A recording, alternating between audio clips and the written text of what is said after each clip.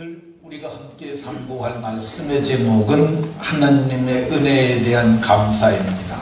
한번 따라 하십시다. 하나님의 은혜에 대한 감사. 하나님의 은혜에 대한 감사. 우리 중고등부 학생들 초롱초롱한 눈으로도 옆 친구하고 서로 인사하면서 이렇게 서로에게 복을 빌어줍니다. 은혜를 깨닫고 은혜에 감사하는 사람이 됩시다. 은혜를 깨닫고 은혜에 감사하는 사람이 됩시다. 더운 사람들은 저고리 벗어도 괜찮아요. 정신이 좀 나야 되니까. 한 번 더 하겠습니다. 은혜를 깨닫고 은혜에 감사하는 복 있는 사람이 됩시다. 은혜를 깨닫고 은혜에 감사하는 어떤 분들은 세상에서 가장 큰 은혜를 베푸시는 분은 부모님이라고 말합니다. 부모님의 은혜는 정말 하늘 같다는 말을 하는데 공감하지 않을 수가 없습니다. 낳으시고 기르시고 진자리 마른자리 한난 미우신 그 부모님의 은혜를 어찌다 측량할 수 있겠습니까? 정말 부모님의 은혜는 참으로 큽니다. 그러나 이러한 말은 하나님을 알기 전의 말입니다. 하나님을 알고 보면은 그 부모님을 내게 주신 분이 하나님이구나 이걸 알게 됩니다. 하나님의 은혜는 상상을 초월할 만큼 크고 놀랍습니다. 그분은 나를 낳아주신 부모님을 주신 분이고 내가 사는 땅을 지으신 분이시고 오늘 내게 마실 물과 먹을 떡을 주시는 분이고 내가 사는 동안 모든 필요를 공급해 주시는 그러한 분인 줄로 믿으시기 바랍니다. 근데 이게 끝이 아니에요. 가족이나 그 누구라 할지라도 죽은 후는 책임을 질 수가 없는데 하나님은 죽은 후에까지 내가 죽으면 내세에서 살 집 그리고 거기서 누릴 영광과 권위도 그분이 마련해 주셨으니 그분의 은혜는 정말 너무너무 놀랍습니다. 그래서 바울 사도는 오늘 우리가 함께 봉독한 본문에서 나의 나된 것은 하나님의 은혜로 된 것이니 나의 나된 것은 하나님의 은혜로 된 것이라고 이렇게 고백을 했습니다. 사도만 은혜를 받고 사도만 이렇게 은혜를 입은 것입니까? 아닙니다. 우리도 놀랍도록 사도와 동일한 은혜를 입었는 줄로 깨달으시기 바랍니다. 근데 문제는 뭐냐면 바울 사도는 은혜를 깨달았지만은 대다수가 받은 은혜를 깨닫지 못하고 있어요. 그러니까 은혜를 깨닫게 되면은 놀라운 변화를 입게 되는데 은혜를 깨닫지 못하니까 그것이 복이 되지 못하는 거예요. 그러면 하나님께서 우리에게 주신 은혜가 어떤 것이 있는가 그거를 한번 살펴보도록 하겠습니다. 먼저 우리가 하나님의 은혜로 값없이 의롭다 하심을 받았습니다. 이 말이 어려운 말일 수도 있어요. 예수 안에 있는 성령으로 말미암아 하나님의 은혜로 값없이 의롭다 하심을 받았다.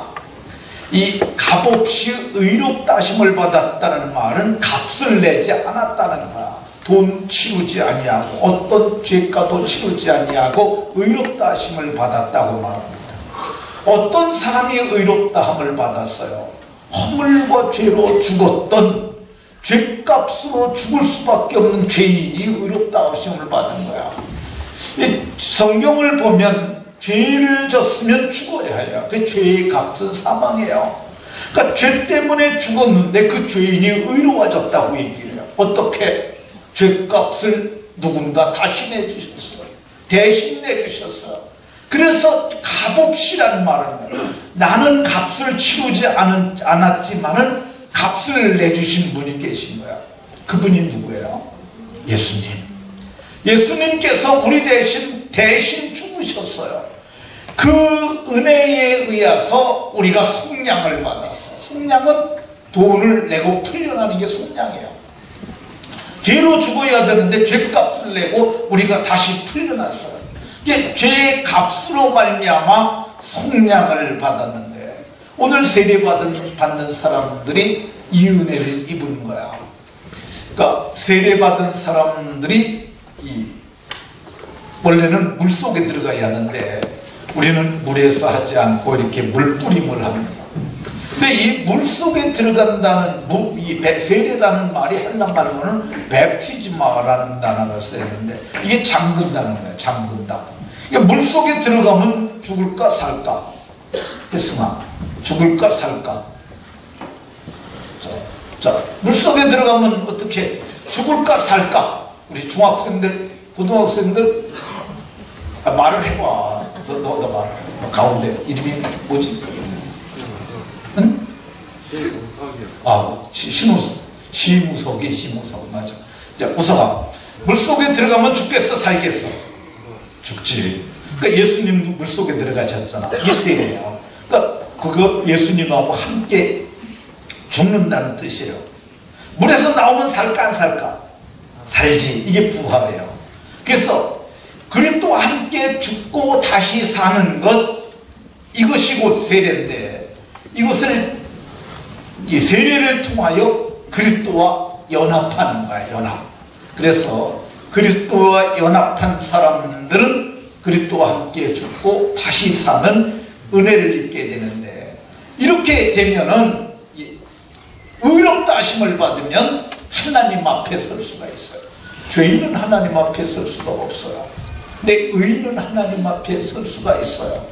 그 이유가 뭐냐면 이제는 깨끗해졌기 때문에, 예수의 피로 씻어서 깨끗해졌기 때문에 하나님 앞에 설 수 있어요. 그래서 은혜의 보좌 앞에 담대히 나아갈 믿음의 담력을 얻었다고 시므리서 기자는 그렇게 말씀하세요. 그러니까 빨리 좀 남겨라. 네. 예, 때를 따라 돕는 은혜를 얻기 위하여 은혜의 보좌 앞에 담대히 나갔다고 그러잖아요. 우리 오늘 간증하신 유태영 박사님, 예, 하나님 앞에 새벽에 나간 게 바로 저 말이에요. 하나님 앞에 나가서 때를 따라 돕는 은혜를 얻기 위하여 입으로 말하는 거야. 하나님, 나 공부하고 싶은데 하나님 길을 열어주세요. 그래서 하나님께서 그에게 중학교 18살에 들어가도록 길을 열어주셨잖아요. 또 서울에 가서 구두 닦기 하면서, 또 네덜란드 가서 공부하고 싶은데 하나님 앞에 기도했더니 장문의 논문을 써라. 그 논문 썼더니 또 하나님 이거 어떡할까요? 그래 생각난 게 그 네덜란드 국왕에게 편지를 써라. 국왕이 누군가 봤더니 대백과 사전을 들여다봤더니 프레드릭 9세라고. 그래서 편지 썼잖아요. 하나님 이거 어떻게 누구한테 보내야 될까요? 주소를 몰라 어디로 보내야 될까 그랬더니 그 나라 배달부가 왕이 사는데 모를까 보냐, 그냥 붙여라. 그래가지고 붙여가지고 거기서 그냥 풀 스칼라십으로 오라고 그래가지고 장학금 받으면서 공부하고, 꼭 이스라엘에 가서도 그렇게 공부했는데 잘 이해가 안 됐던 게 뭐냐면, 여러분들이 이 말 중에서 거기서 4년 반 만에 석사과정을, 박사과정까지 끝내는데 언어를 배우면서 그걸 했다는 거야. 이게 대단한 거야. 그러니까 시브리어가 굉장히 어렵습니다. 거기 보면 제가 모던 그릭을 배우고 그 현대 시브리어도 배우긴 배웠는데 좀 몇 년 했는데 그 언어도 안 돼요. 근데 이 양반은 언어를 하면서 사회학을 거기서 했어요. 그리고 거기서 4년 반 만에 국립대 교수가 됐어요. 근데 그게 다 뭐냐? 그분이 그러잖아요. 공부하면서도 하나님 앞에 기도했더니 팍팍 열어줘가지고 그래서 공부가 잘 됐다는 거잖아요. 여러분들이 지금 우리 중고등학생들이 진수야 공부가 잘 안 되지? 그래 새벽 기도를 좀 나와봐. 네가 나와가지고 은혜의 보좌 앞에 담대히 나갈 믿음의 담력을 예수의 피로 씻고 나오게 되면 역사가 일어날 줄로 믿으시기 바랍니다. 우리가 받은 은혜 어떤 게 있냐? 은혜를 깨닫는 거야. 은혜를 깨닫는 게 은혜예요. 하나님이 정말 대단하신 분이구나. 이걸 깨닫게 되면 대단하신 분과 함께 사는 거야. 그분이 멀리 계신 것이 아니라 그분이 내 안에 있어. 그분이 지금 이 순간에도 모든 것을 공급하는 것이라는 걸 깨닫잖아요. 그때부터 그 사람은 하나님께로부터 공급을 받습니다. 그 깨닫는 것만큼 밝히고요, 깨닫는 것만큼 사람이 성장을 하고요, 깨닫는 것만큼 부유해지고요, 깨닫는 것만큼 미래가 열립니다. 근데 이 깨닫는 거는 아는 게 아니에요. 여러분들 이거 잘 알으셔야 돼요. 이 아는 것은 지식이에요. 지식. 깨닫는 건 마음으로 깨닫는 거예요. 이게 여기서 여기가 이게 소통이 이루어져야 되는데, 이것만 커지게 되면은 사람이 교만해져요. 지식은 사람을 교만하게 하며, 성경이 그렇게 말해요. 교만해져요. 근데 이걸 마음으로 깨닫게 되게 되면 마음이 변하고 생각이 변하고 인격이 변하게 되면 그 인생의 미래가 변하게 되는데, 이것이 하나님께서 우리에게 주신 은혜인 줄로 깨달으시기를 예수 이름으로 축원합니다. 자, 우리가 받은 은혜가 어디 있느냐? 하나님께서 상상을 초월할 만큼 선물을 준비해 놓고 선물을 지금도 주고 있어요. 첫 번째 선물이 뭐냐면 구원을 선물로 주셨어요. 구원을. 어떤 선물이냐? 구원을 받았는데 이게 하나님의 선물이라고 해요. 우리가 착한 일에서 구원받은 것 아니고 값없이 구원받은 거야. 이게 너희에게서 난 것이 아니라 그래서 선물이라는 거야. 선물은 돈을 내가 치르고 받는 게 아니에요. 웃어봐. 네가 미국 가서 유학 가서 밥 싸기 받아갖고 오면서 나한테 선물을 악어 가방을 하나, 악어 가죽으로 만든 가방을 하나 사다 줬어. 주면서 목사님 이거 100만 원이에요. 그리고 나한테 결제해달라고 돈을 내밀면 이게 선물이냐 아니냐? 이거 거래지, 거래. 근데 네가 감사해갖고 목사님, 제가 목사님이 기도해주고 행전교회가 기도해줘서 모든 분들에게 다 드리면 좋겠지만 목사님이 대표니까 제가 이거 사갖고 왔어요. 주면 이게 돈 안 받고 그냥 주면 이게 선물이지, 그치? 그러니까 너희에게서 난 것이 아니요 하나님의 선물이라고 얘기해요. 근데 선물을 그것만 줬냐? 아니죠. 성령을 선물로 주셨고 성령의 선물을 더 주셨는데, 성령을 선물로 주셨고 성령의 선물, 그는 각양 은사들, 빛들의 아버지께로부터 내려오는 각양 좋은 것들, 지금도 하늘문을 여시고 구하는 자들에게 쏟아 부어주는 그 모든 것을 하나님께서 저와 여러분들에게도 주시는 줄로 믿으시기 바랍니다. 하나님께서 우리에게 주신 은혜가 어떤 것이 있느냐? 바울 사도는 내게 주신 하나님의 은혜의 선물을 따라 내가 일꾼 되었다고 얘기를 합니다. 일꾼하고 꼴꾼하고 좀 다릅니다. 아까 저기 유태현 박사님 3년 동안 머슴 살았다고 그러는데 일꾼이 아니라 그냥 꼴꾼이에요. 그분이 꼴찜 지고 다니고 속골보다 먹이고 어리니까 일꾼이 못 되는 거죠. 근데 그가 내가 일꾼이 되었다고 그러는데, 일꾼은 무슨 일이든지 할 수 있는 능력을 갖춘 사람이 일꾼이에요.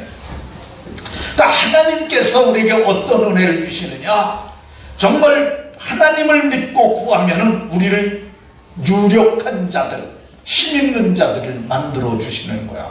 뿐만 아니야, 일할 수 있도록 일터를 주세요. 이 바울 사도가 그러잖아요. 오늘 본문에서 내가 모든 사도보다 더 많이 수고하였으나 일을 무지무지 했다는 얘기예요.